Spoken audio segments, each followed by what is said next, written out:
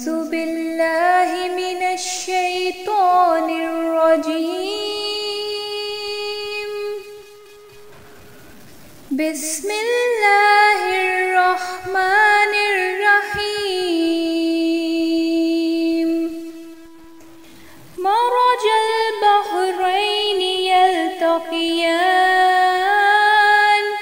بينهما برزخ لا يبغيان فبأي آلاء ربكما تكذبان يخرج منهما اللؤلؤ والمرجان فبأي آلاء ربكما تكذبان وله الجوار المنشآت في البحر كالأعلام فبأي آلاء ربكما تكذبان كل من عليها فان ويبقى وجه ربك ذو الجلال والإكرام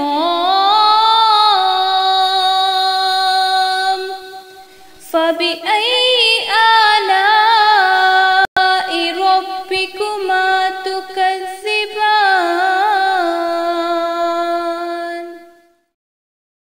من الشیطان الرجیم بسم اللہ الرحمن الرحیم فبأي آلاء ربكما تكذبان لا بشيء من نعمت ربنا نكذب. سورہ رحمان آیت نمبر 19.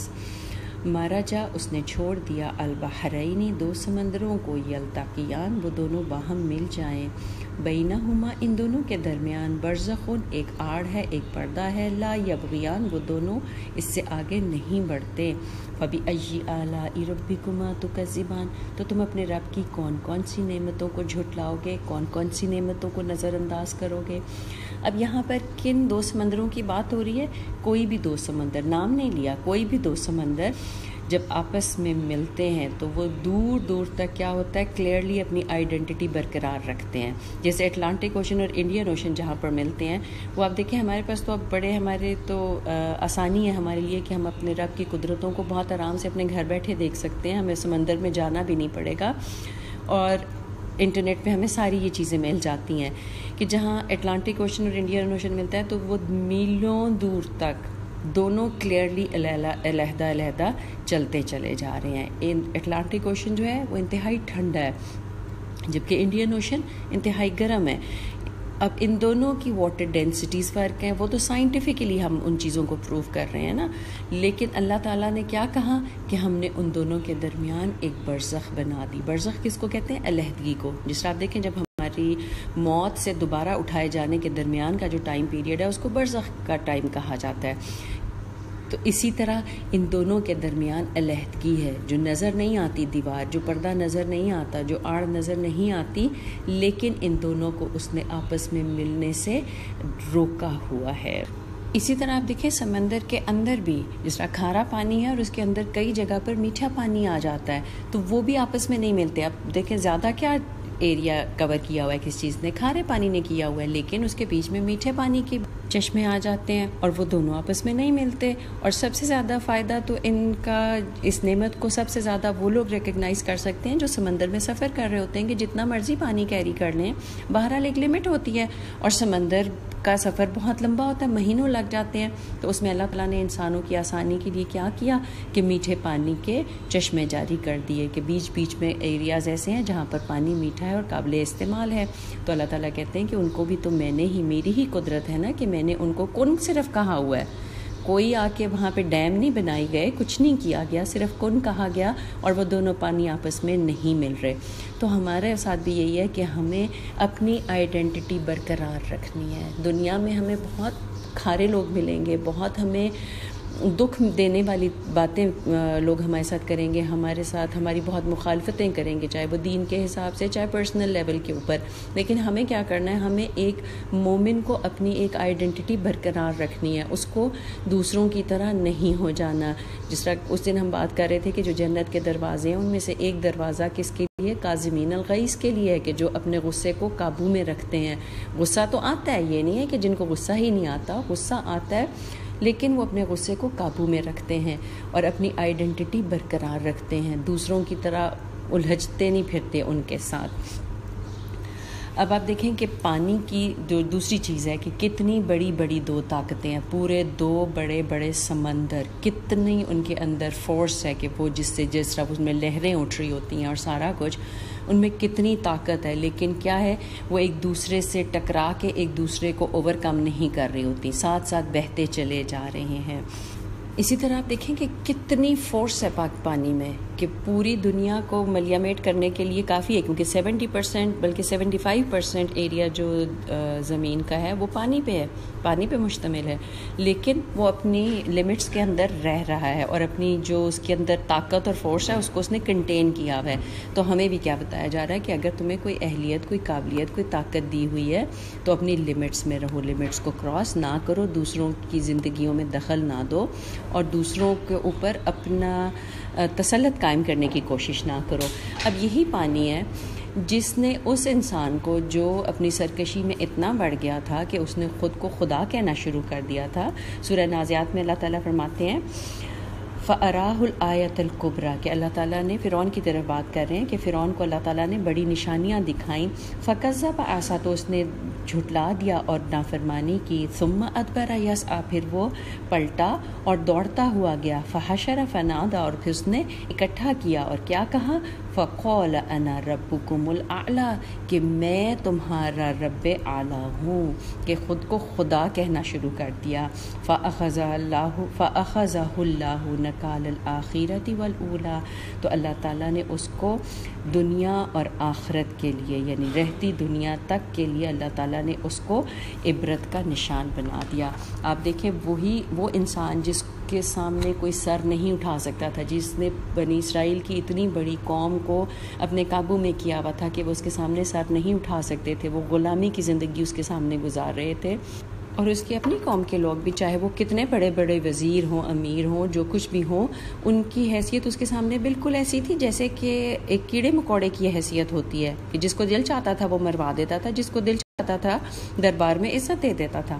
اب اس کے ساتھ کیا ہوا کہ وہی پانی، وہی سمندر جو آرام سے بہتا چلا جا رہا تھا، اس میں اللہ تعالیٰ نے اس کو اس کی تمام عمرہ، اس کی تمام فوجوں کے ساتھ اللہ تعالیٰ نے غرق کر دیا. اب یہاں پر تو مارج البحرین یلتقیان، دو سمندروں کے بارے میں بات ہو رہی ہے نا، وہاں پہ بھی تو یہی ہوا تھا کہ ایک آڑ ایسے لگتا ہے جیسے دو دیواریں بنتی چلی جا رہی ہیں، کیونکہ جب آپ حضرت موسیٰ علیہ السلام نے وہاں پر اپنا عصا مارا تو کیا ہوا تھا، 12 راستے بن گئے تھے، اور ایسے لگتا تھا کہ جیسے دو دیواریں کھڑی کر دی گئی ہیں جو سمندر کے پانی کو روک رہی ہیں، اور اس کے بیچ میں سے پورا ایک راستہ گزر رہا ہے جو ایک جگہ سے کراس کر کے ان کو وادی تی میں لے جا کے انہوں بحفاظت لینڈ کروا دیا تھا. تو اللہ تعالیٰ کہتے ہیں کہ اپنے رب کی کس کس نعمت کو تم جھٹلاؤ گے، اس کی کس کس قدرت کو تم اگنور کرتے چلے جاؤ گے.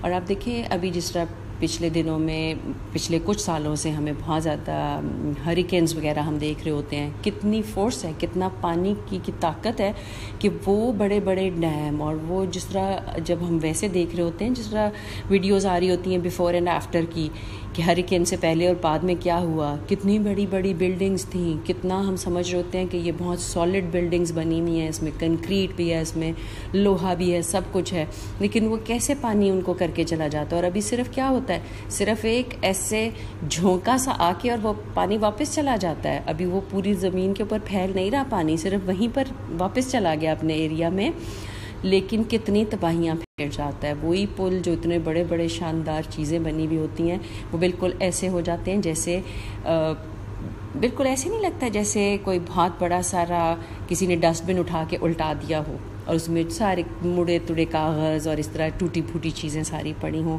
تو اللہ تعالیٰ کی قدرتیں ہم روز دیکھتے ہیں، لیکن ان قدرتوں سے ہم اپنے رب کو پہچانتے نہیں. ہم اپنے رب سے ڈرتے نہیں. ڈرنا اس لیے نہیں ہے کہ نعوذ باللہ اللہ تعالیٰ کوئی خوفناک چیز ہے.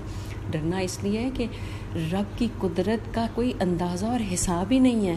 تو اس کے سامنے خود کو کیوں ہم کھڑا کرتے ہیں کہ ہم انا خیر منہ، ہم سب سے بہتر ہیں. اور ہم تو انسان کا تکبر، تو جس طرح یہاں فرعون کی بات ہوئی تھی کہ اس کا تکبر کیا تھا کہ وہ اللہ کے سامنے کھڑا ہو گیا تھا کہ میں اللہ ہوں. اس نے اللہ کو ہی نگیٹ کر دیا تھا. اور آج دیکھیں جو اتنے بڑے بڑے سمندر ایک خاص جگہ کے اوپر رہ رہے ہیں، ان کو کسی نے ایسے یہ تھوڑا ہی ہے کہ وہاں پہ کوئی دیواریں بنائی ہوئی ہیں کہ اس سے باہر نہیں آپ نکل سکتے. کھلے سمندر ہے لیکن وہ اپنی لمٹس میں رہ رہے ہیں. اور ٹائڈز آپ دیکھیں صبح کے ٹائم میں کیا کرتی ہیں، جو چیزیں ان کے اندر ہیں ان ساری چیزوں کو ٹائڈز باہر کی طرف جاتی ہیں اور باہر پھینک دیتی ہیں. اور شام کے ٹائم کیا کرتی ہیں، وہ ٹائڈز ساری چیزیں جو ان کے کناروں پہ ان کو اندر لے آتی ہیں، واپس لے آتی ہیں. آٹومیٹیکلی چیزوں کو باہر پھینک رہی ہیں اور چیزوں کو اندر لے کے آ رہی ہیں. اسی لیے کہتے ہیں نا کہ شام کے ٹائم پہ سمندر میں نہ جائیں، کیونکہ لہروں کا رخ ایسا ہوتا ہے کہ وہ اندر کی طرف چیزوں کو لے کے جا رہی ہوتی ہیں. لیکن یہی بڑے بڑے سمندر قیامت کے دن کیا ہوگا؟ اللہ تعالیٰ سورہ تکویر آیت نمبر 6 میں فرماتے ہیں اذا البحار سجرت. سجرت کیا ہوتا ہے؟ سجر سے ہوتا ہے بھڑکا دینا، تندور میں آگ جیسے بھڑکائی جاتی ہے. تو یہ اللہ تعالیٰ فرماتے ہیں کہ یہی سمندر جو تمہیں آج بڑے آرام سے اپنی جگہ پہ رہتے ہوئے نظر آ رہے ہیں. اور پانی کا کیا امیج کیا ہے کہ پانی کس لیے استعمال کیا جاتا ہے؟ آگ کو بجھانے کے لیے. لیکن اس دن کیا ہوگا کہ یہی کیمیکل کمپوزیشن بدل جائے گی اور یہ جو سمندر ہیں یہ بھڑک اٹھیں گے، یہ آگ میں کنورٹ ہو جائیں گے. اب لوگ کہہ سکتے ہیں کہ یہ کیسے ہو سکتا ہے؟ تو جس دن قیامت کے دن آسمان پھٹ سکتا ہے، پہاڑ ریزہ ریزہ ہو کے ایسے اون کے گالوں کی طرح دھنکی ہوئی اون کے گالوں کی طرح اگر غائب ہو سکتے ہیں، تو پھر رب کے لیے کیا مشکل ہے کہ وہ کن کہے اور یہ ساری کیمیکل کمپوزیشن الٹ ہو جائے اور پانی میں آگ لگ جائے، سارے کے سارے سمندر آگ سے بھڑکنے لگ جائیں. اسی طرح سورہ انفطار میں اللہ تعالیٰ فرماتے ہیں اذا البحار فجرت. فجر کا وقت کیا ہوتا ہے؟ جب اندھیرے میں سے ایک دم روشنی نکلتی ہے اور پھر سارے میں پھیل جاتی ہے.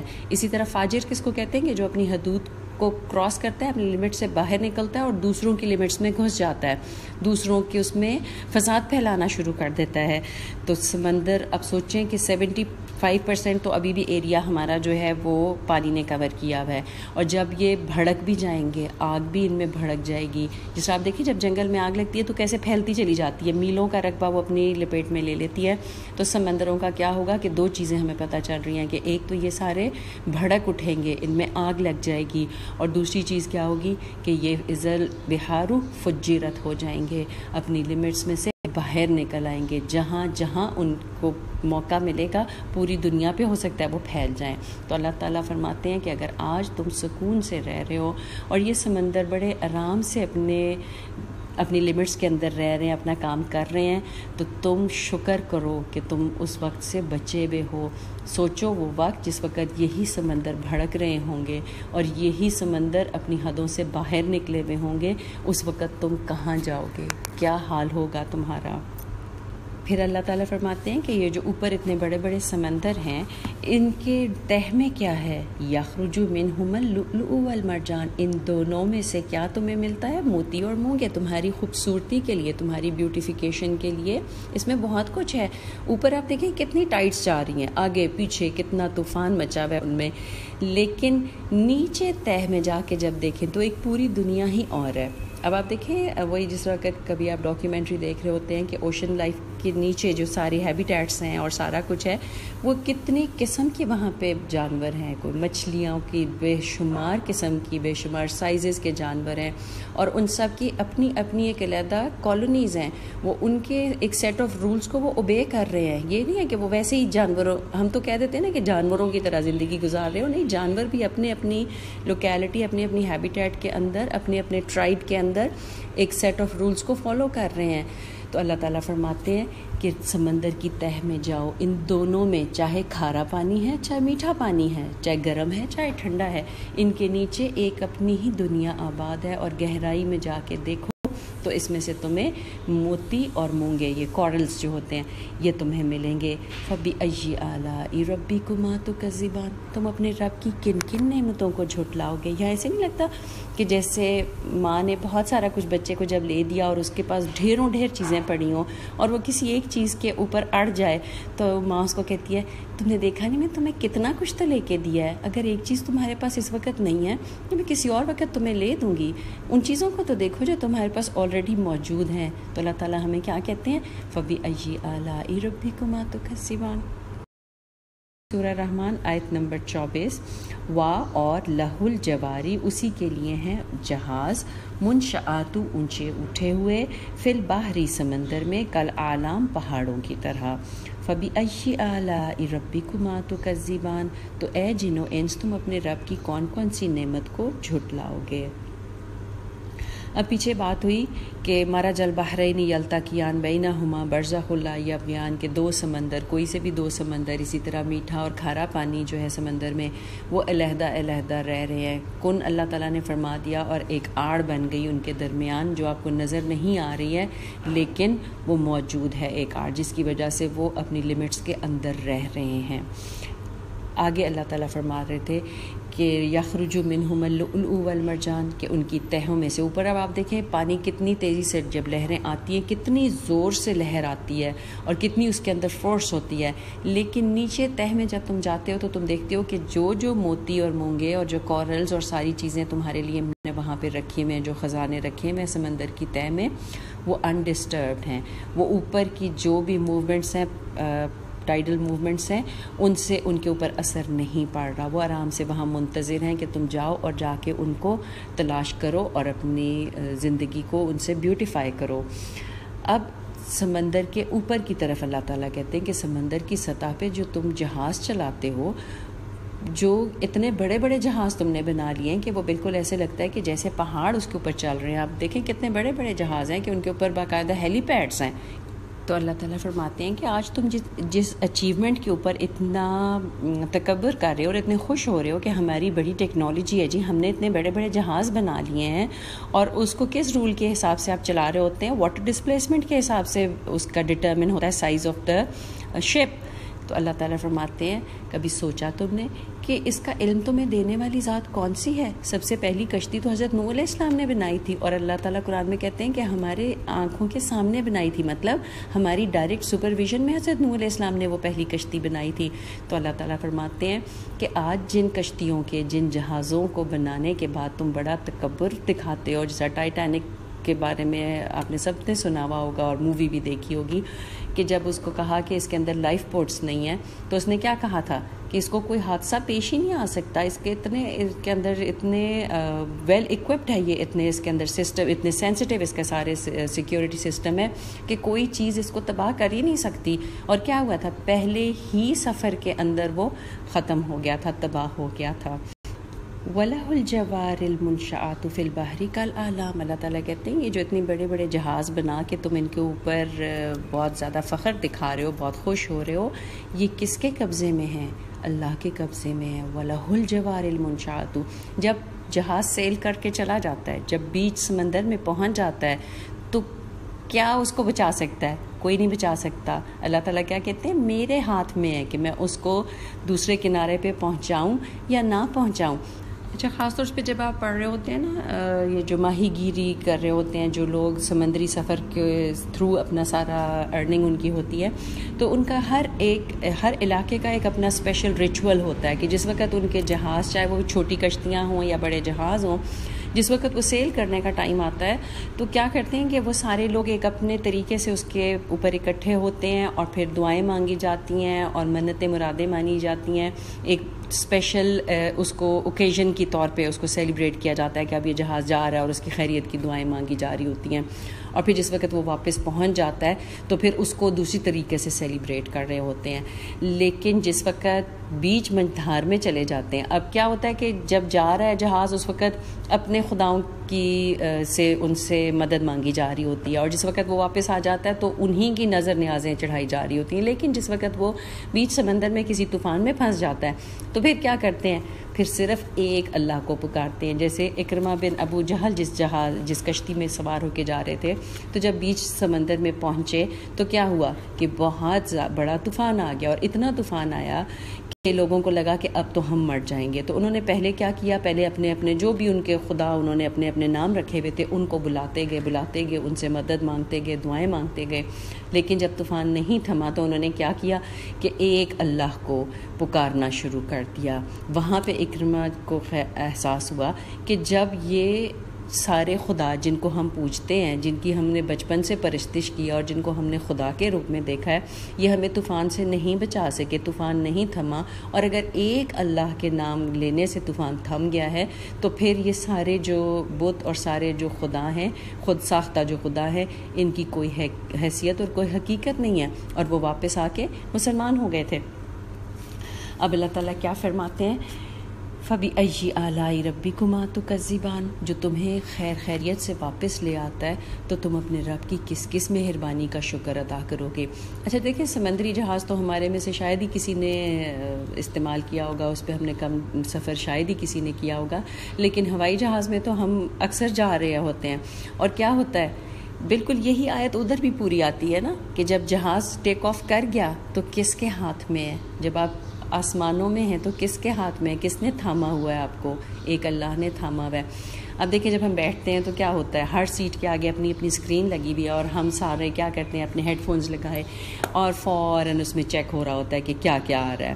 اور ہر بندہ اپنے اپنے حساب سے موویز لگا کے یا جو کچھ بھی جس میں اس کا انٹرسٹ ہے وہ لگا کے بیٹھا ہوتا ہے. اور نارملی اس میں موویز ہی اویلیبل ہوتی ہیں یا کوئی گانے وانے مل رہے ہوتے ہیں، اور بڑے سکون سے بیٹھے ہوتے ہیں، اور پھر کھانا سرو ہو رہا ہے اور سارا کچھ ہو رہا ہے، بہت انجوائے کر رہے ہیں. لیکن ہلکی سی جب ٹربولنس آتی ہے تو کیا ہوتا ہے، ایسے سب کے سب کانپ جاتے ہیں اور فوراً ویڈیوز بند ہو جاتی ہیں. اور اگر وہ ٹربولنس تھوڑی دیر پرزسٹ کرے تو کیسا وہ سارا کچھ بند ہو جاتا ہے، اور پھر سب اپنے اپنے رب کو پکارنا شروع کر دیتے ہیں. اور اس وقت سمجھ آتی ہے کہ یہاں پہ اگر رب نے نہ تھاما تو ہم کہاں جائیں گے. اور پھر اس کے بعد جب وہ ٹربولنس گزر جاتی ہے پھر وہی چیزیں دوبارہ انہی چیزوں میں ہم مگن ہو جاتے ہیں. تو اللہ تعالیٰ ہمیں ہلکے ہلکے دنیا میں بھی جو پریشانیاں اور جو ہمیں مشکلیں اللہ تعالیٰ دیتے ہیں وہ ٹربولنسز ہیں، کس لیے کہ لوٹ آؤ اپنے رب کی طرف. یہ لہو و لعب کی دنیا سے نکل کے اپنے رب کے ساتھ جڑ جاؤ.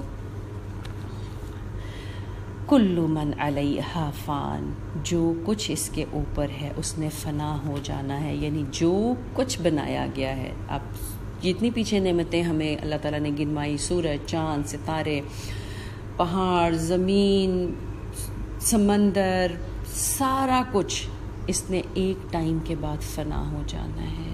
اور باقی کیا رہنا ہے؟ وَيَبْقَى وَجْهُ رَبِّكَ ذُو الْجَلَالِ وَالْإِكْرَامِ، اور باقی رہے گا تیرے رب کا چہرہ. یہ متشابہات ہیں. اب وجہ ربی کا یعنی صرف اللہ تعالیٰ کی ہستی باقی بچے گی. اور اس ہستی کی کن دو چیزوں کے بارے میں، کن دو ایٹریبیوٹس کے بارے میں ہمارا بتایا جا رہا ہے؟ ذو الجلالی والاکرام، جو بزرگی والی بھی ہے اور عزت و اکرام والی بھی ہے. بات کیا ہے کہ ہر چیز نے فنا ہونا ہے. اچھا اب آپ دیکھیں کہ ہر چیز کا مزہ کتنی جلدی ختم ہو جاتا ہے. جیسا بچوں کو کوئی ایک ٹوائے چاہیے ہوتا ہے اور وہ مر رہے ہوتے ہیں، پتہ چلتا ہے کہ اگر یہ نہ ملا تو آج ان کی جان نکل جائے گی، یہیں مر جائیں گے، ٹوائے شاپ پہ ہی مر جائیں گے. اور گھر جا کے بھی ان کی جو ساری وہ ایک واویلا مچایا ہوتا ہے انہوں نے، وہ اسی کے لیے ہوتا ہے کہ وہ فلاں چیز آپ نے کیوں نہیں لے کے دی. لیکن اگر ہم ان کو لے دیتے ہیں تو تھوڑی دیر بعد کیا ہوتا ہے، کھیل کھول کے کسی کونے میں وہ اس کو پھینک دیتے ہیں. اور اسی طرح ہمارے اپنے لیے بھی ہوتا ہے، کوئی چیز ہمیں لگ رہا ہوتا ہے کہ انڈسپینسیبل ہے، یہ چیز تو میرے گھر میں نہ ہوئی تو بس میری تو زندگی جو ہے نا وہ ناکامیوں میں ہی گزر جائے گی، میری زندگی میں تو مجھے ملا ہی کچھ نہیں اگر مجھے یہ نہ ملا. اور جب وہ چیز ہم حاصل کر لیتے ہیں، جس طرح جس کو جس چیز کا بھی شوق ہے، کوئی جیولری کا شوق ہے، کسی کو گاڑیوں کا شوق ہے، کسی کو گھروں کا شوق ہے، کسی بھی چیز کا، کیا ہوتا ہے تھوڑی دیر کے بعد اس کا مزہ ختم ہو جاتا ہے، آؤٹ آف فیشن ہو جاتی ہیں. وہی ڈریس جس طرح برائڈل بچیاں بنا رہی ہوتی ہیں، لاکھوں کے وہ ایک برائڈل بن رہا ہوتا ہے، 6-6 7-7 لاکھ تو اب خیر کوئی چیز ہی نہیں رہ گئی. اسی طرح جیولری اس کے ساتھ جو میچنگ چل رہی ہوتی ہے, پھر وہ ساری چیزیں, پھر ایونٹ مینجمنٹ ہو رہی ہے تو وہ لاکھوں میں اس کے اوپر ہم پے کر رہے ہوتے ہیں. پھر اسی طرح فوٹو شوٹس ہو رہے ہوتے ہیں تو وہ لاکھوں میں پے کر رہے ہوتے ہیں ہم. لیکن اس وقت کیا ہوتا ہے کہ ہمیں لگتا ہے کہ اس کے بغیر تو شادی ہو ہی نہیں سکتی. حالانکہ آج کل اب آپ کرونا وائرس میں دیکھیں کتنی شادیاں سکون سے لوگ کر رہے ہیں اور بڑے آرام سے اور بہت خوشی کے ساتھ وہ شادیاں ہو رہی ہیں. اینی ویز ہر چیز کا مزہ ختم ہو جاتا ہے. صرف جنت ایسی جگہ ہوگی جہاں کسی چیز کو نہ ویسے فنا ہوگی اور نہ ہی وہاں پہ مزہ ختم ہوگا. تو اللہ تعالیٰ کیا فرماتے ہیں کہ کل من علیہا فان, ہر چیز جو اس زمین کے اوپر تمہیں نظر آ رہی ہے یا سمندر کی تہہ میں نظر آ رہی ہے, جس طرح جتنے بھی جانور, جو بھی چیزیں, ہر چیز امیجن کر لو, کوئی بھی چیز, کل من علیہا فان, ہر چیز نے فنا ہو جانا ہے. بات صرف کیا ہے کہ تمہیں جو مہلت دی ہوئی ہے, فنا ہونے سے پہلے کا جو ٹائم تمہارے پاس ہے, اس میں تم نے اس زندگی کی تیاری کرنی ہے جس کو فنا نہیں ہے, جس نے ختم نہیں ہونا, جس نے ہمیشہ ہمیشہ باقی رہنا ہے, اس کی تیاری کر لو. اب جو نفس سے مطمئنہ ہوگا وہ کیا کرے گا؟ وہ آج بھی کیا, اگر اس کو کہا جائے کہ گیون دا آپشنس زندہ رہنا ہے یا مرنا ہے, تو وہ کیا کہے گا؟ ارجعی الی ربک راضیۃ مرضیہ میں نے شامل ہونا ہے. کہ جس کو فرشتے کہیں کہ چلو اپنے رب کی طرف راضی اور خوشی کے ساتھ اپنے رب کی طرف واپس لوٹ چلو. جس طرح جب نبی پاک صلی اللہ علیہ وسلم کا آخری وقت آ گیا تھا, سورہ نصر نازل ہو گئی تھی, اذا جاء نصر اللہ والفتح ورأیت الناس یدخلون فی دین اللہ افواجا فسبح بحمد ربک واستغفرہ انہ کان توابا. یہاں آپ صلی اللہ علیہ وسلم کو کلیئر ہنٹ دے دیا گیا تھا کہ آپ کا مشن کمپلیٹ ہو گیا ہے, اور اب آپ دیکھ رہے ہیں کہ لوگ جوک در جوک اسلام کے دائرے میں آ رہے ہیں. تو آپ اب کیا کریں؟ فسبح بحمد ربک, کہ اپنے رب کی تسبیح کی کثرت کر دیں گے, اپنے رب کی عبادت کی کثرت کر دیں. اسی طرح جبریل امین نے آپ کو کیا ترغیب دلائی کہ آپ قبرستان زیادہ جائیں. ایک دن آپ صلی اللہ علیہ وآلہ وسلم قبرستان سے جب واپس آئے تو آپ نے اپنے صحابہ سے فرمایا کہ ایک بندے کو اللہ نے اختیار دیا کہ دنیا کی چمک دمک اور زیب و زینت میں سے جو چاہے لے لے. یعنی 2 آپشنز دیے ہیں کہ چاہو تو دنیا میں رہو اور دنیا کی ہر چیز جو تم امیجن کر سکتے ہو وہ مانگو, تمہیں دے دی جائے گی, یا اللہ کے پاس جو کچھ ہے اسے اختیار کر لے. تو اس بندے نے اللہ کے پاس جو کچھ ہے اسے اختیار کیا. اب باقی صحابہ نے اس کو لیا کہ ٹھیک ہے, کسی بندے کو XYZ کسی بھی بندے کو اللہ تعالیٰ نے یہ آفر کی. لیکن حضرت ابوبکر صدیق یہ سن کے رونے لگ پڑے, کیونکہ وہ سمجھ گئے تھے کہ وہ بندہ اور کوئی نہیں بلکہ خود نبی پاک صلی اللہ علیہ وسلم کی بات ہو رہی ہے کہ اللہ تعالیٰ نے اب ان کو کیا آپشن دیا ہے کہ آپ نے دنیا میں رہنا ہے, مشن آپ کا کمپلیٹ ہو گیا, اب آپ چاہیں تو آپ واپس اللہ کے پاس آ جائیں. تو وہ انہوں نے کس چیز کو پریفرنس دی؟ انہوں نے اپنے رب کے پاس جانے کو پریفرنس دی. فَبِأَيِّ آلَاءِ رَبِّكُمَا تُكَذِّبَانِ يَسْأَلُهُ مَن فِي السَّمَاوَاتِ وَالْأَرْضِ, اسی سے مانگتی ہے, سوال کرتی ہے کیا چیز؟ من فی السماوات والارض, ہر وہ چیز جو آسمانوں اور زمینوں میں ہے وہ اللہ تعالیٰ سے سوال کر رہی ہے. کل یوم ہوا فی شان, اور ہر روز وہ ایک نئی شان میں ہے. اب دیکھیں ہم اس میں تو لوگ کہہ سکتے ہیں کہ ٹھیک ہے جو مسلمان ہیں وہ تو اللہ تعالیٰ سے مانگ رہے ہیں, دعائیں مانگ رہے ہیں. جیسا صحابہ کرام کا کیا تھا کہ اگر ان کی جوتی کا تسمہ بھی ٹوٹتا تھا تو وہ اللہ تعالیٰ سے دعا مانگتے تھے, وہ اللہ تعالیٰ سے مانگتے تھے. اسی طرح ایک دفعہ حضرت عمر فاروق رضی اللہ تعالیٰ گھوڑے پہ آ رہے تھے اور ان کی چابک گر گئی, تو انہوں نے بندوں سے سوال نہیں کیا کہ مجھے یہ اٹھا کر دے دو, وہ خود نیچے اترے اور اس کے بعد اپنی چابک اٹھائی اور دوبارہ گھوڑے پہ سوار ہو گئے. تو ان کا تو حال یہ تھا. اب یہاں پہ لوگ اعتراض کرنے پہ جو آتے ہیں وہ یہ بھی اعتراض کر سکتے ہیں کہ ہاں ٹھیک ہے جی, مومن تو اللہ سے مانگ رہا ہے, وہ تو اللہ سے دعائیں مانگ رہا ہے, لیکن جو نان مسلمز ہیں وہ تو اللہ سے دعائیں نہیں مانگ رہے, وہ تو اپنے اپنے طریقے سے اپنے اپنے اللہوں سے اور اپنے اپنے گاڈ سے دعائیں مانگ رہے ہیں. تو یس الوہو میں 2 چیزیں آتی ہیں. ایک تو ہوتی ہے کہ آپ دعا مانگ رہے ہیں, سوال کر رہے ہیں, ڈائریکٹلی آپ اللہ تعالیٰ سے اس کا کرم, اس کی عنایت مانگ رہے ہیں. اور دوسری چیز کیا ہوتی ہے کہ محتاج ہیں, آپ اس کی اجازت کے بغیر کچھ نہیں کر سکتے. اب چاہے مومن کا دل ہے چاہے کافر کا دل ہے, وہ دھڑکنے کے لیے کس کا محتاج ہے؟ اپنے رب کا, ایک اللہ کا محتاج ہے. اسی طرح ہر چیز، ہر سسٹم جو ہے وہ کس کا محتاج ہے؟ اللہ تعالیٰ کا محتاج ہے، کہ اللہ تعالیٰ نے کن کہہ دیا تو وہ چل پڑا، اور کن کہا تو وہ رک جائے گا۔ ہر چیز چاہے وہ زبان سے مانگ رہی ہے چاہے نہیں مانگ رہی، وہ محتاج کس کی ہے؟ اللہ کی ہے۔ یسألہ من فی السماوات والارض۔ لیکن آگے کی آیت کیا بتاتی ہے؟ کل یوم ہوا فی شان۔ کہیں تم دیکھتے ہو روز، ہر روز اللہ کی ایک نئی شان دیکھتے ہو، ہر لمحہ تم اللہ کی ایک نئی شان دیکھتے ہو۔ کہیں کیا ہوتا ہے، لوگ دعائیں مانگ مانگ کے تھک جاتے ہیں اور بارش نہیں آتی، اور کہیں کیا ہوتا ہے، بن مانگے اتنی بارشیں آتی ہیں کہ سیلاب آ جاتے ہیں۔ اسی طرح انڈیویجولی بھی آپ دیکھیں، کہیں کوئی اولاد کی نعمت کے لیے ترس رہا ہوتا ہے، ہر چیز نارمل ہے لیکن وہ اولاد کی نعمت سے محروم رکھا ہوا ہے، اور کہیں کیا ہے کہ اتنے بچے ہیں کہ لوگ ان کو کوڑے کے اوپر پھینکتے پھر رہے ہیں، یا لوگ ان کو ابورٹ کراتے پھر رہے ہیں۔ اسی طرح اور بھی چیزیں ہر وقت کہیں پہ کیا ہے کہ معجزاتی طور پہ، ابھی آپ پیچھے دیکھیں جو PIA کا جہاز کریش کیا، کتنے لوگ اس میں مر گئے لیکن صرف 2 لوگ تھے جو بچ گئے۔ کل یومن ہوا فی شان، کہ اللہ تعالیٰ اپنے معجزے، اپنی قدرت کی نشانیاں ہمیں دکھا رہے ہوتے ہیں۔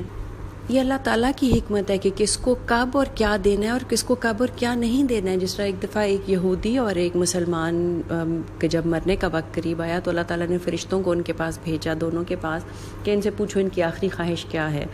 تو جو یہودی تھا اس نے کہا کہ میرا دل چاہ رہا ہے کہ میں مچھلی کھاؤں، اور جو مسلمان تھا اس نے کہا کہ میرا دل چاہ رہا ہے کہ میں اولیو آئل مجھے تھوڑا سا مل جائے۔ اللہ تعالیٰ کے پاس جب یہ فرشتے گئے تو اللہ تعالیٰ نے کہا کہ جاؤ اس یہودی کو مچھلی دے دو کہ وہ کھا لے اس کو، اور جو مسلمان ہے اس کے گھر میں ایک تاک کے اندر تھوڑا سا اولیو آئل پڑا ہوا ہے، اس کو بھی گرا دو۔ تو فرشتے ذرا حیران ہوئے، وہ جاننا چاہتے تھے کہ کیا بات ہے، کیوں ایسا اللہ تعالیٰ کر رہے ہیں، کیا حکمت ہے۔ تو اللہ تعالیٰ نے کیا فرمایا کہ میں نہیں چاہتا کہ وہ جو نان مسلم ہے، جو منکر ہے، اس کی کوئی خواہش ایسی ہو کہ جو وہ آخرت میں میرے سے اس کے بدلے میں، مطلب کوئی محرومی اس کی ایسی رہ جائے جس کے بدلے میں مجھے اسے آخرت میں کچھ دینا پڑے، اور جو مسلمان ہے میں نہیں چاہتا کہ اس کی کوئی ایسی دعا رہ جائے کہ جو میں اس کو جس کے بدلے میں آخرت میں بہت کچھ عطا نہ کر دوں۔ تو جو اللہ آج ہمیں دے رہا ہے وہ بھی اللہ کا شکر ہے، وہ اللہ کی مہربانی، اور اگر جو چیز ہمیں نہیں دے رہا، جس چیز کو ہمارے سے روک رہا ہے، اس کے پیچھے کیا حکمت ہے، یہ صرف اللہ تعالیٰ جانتے ہیں۔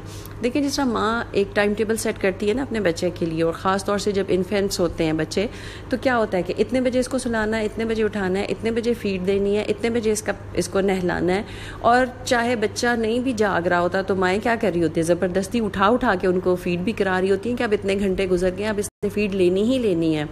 اور اسی طرح اگر اس کا نہیں بھی دل چاہ رہا تو بھی اس کو نہلانا ہی نہلانا ہے، اس کو وہ سارا کچھ کر کے دینا ہے۔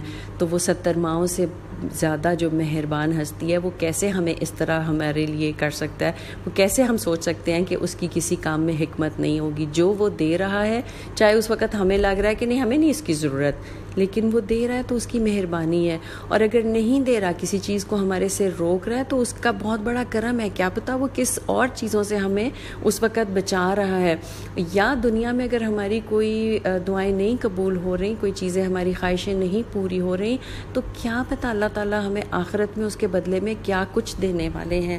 تو اللہ تعالیٰ سے دعا کیا ہے کہ اللہ تعالیٰ ہمیں ہر حال میں اپنی رضا میں راضی رہنے کی توفیق عطا فرمائے۔ فَبِأَيِّ آلَاءِ رَبِّكُمَا تُكَذِّبَانِ، کہ اگر آج مہلت دیے گئے ہو تو اس کا بھرپور فائدہ اٹھا لو اور خوب دعائیں اپنے رب سے مانگو۔